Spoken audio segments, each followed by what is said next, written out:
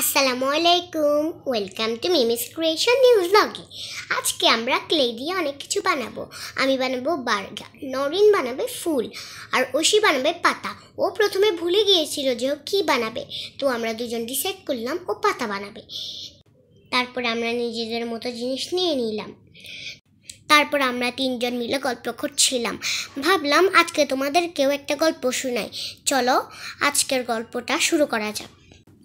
এক বণিক শুনেছিল রাজহাঁসেরা মিষ্টি সুরে গান গাইতে পারে, তাই সে শখ করে একটি রাজহাঁস পুষেছিল।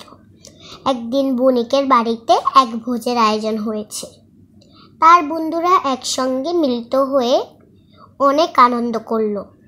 সকলে যখন খেতে বসেছে তখন বণিক রাজহাঁসকে সেখানে উপস্থিত করে বলল, শুনেছি তোমরা সুন্দর গান করতে পারো, এখন গান শুনিয়ে আমার অতিথিদের আনন্দ দাও।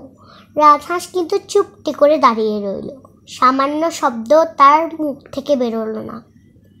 এই ঘটনার কিছুদিন পরে একদিন বণিক শুনতে পেল তার রাজহাঁস মধুর সুরে গান গাইছে।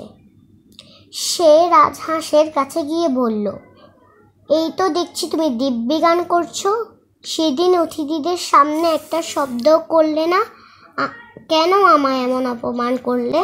রাজহাঁস বলল, প্রভু, রাজহাঁসেরা কেবল মরার সময় হলে এই গান গাইতে পারে, আমারও এবার সময় ফুরিয়ে এসেছে।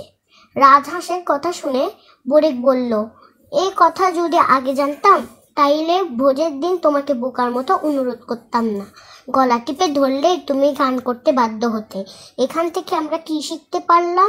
স্বার্থপর লোক প্রকৃতির নিয়মেরও তোয়াক্কা করে না। আমার এই গল্পটি আপনাদের কাছে শুনতে কেমন লেগেছে অবশ্যই কমেন্ট বক্সে লিখে যাবেন। গল্প শোনাতে শোনাতে আমাদের ক্লে দিয়ে জিনিস বানানো প্রায় শেষ হয়ে যাচ্ছে।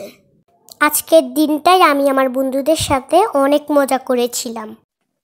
আমাদের ক্লে দিয়ে বানানো জিনিসগুলো আপনাদের কাছে কেমন লেগেছে অবশ্যই কমেন্ট বক্সে বলে যাবেন। আজকের ভিডিও এই পর্যন্তই। আসসালামু আলাইকুম।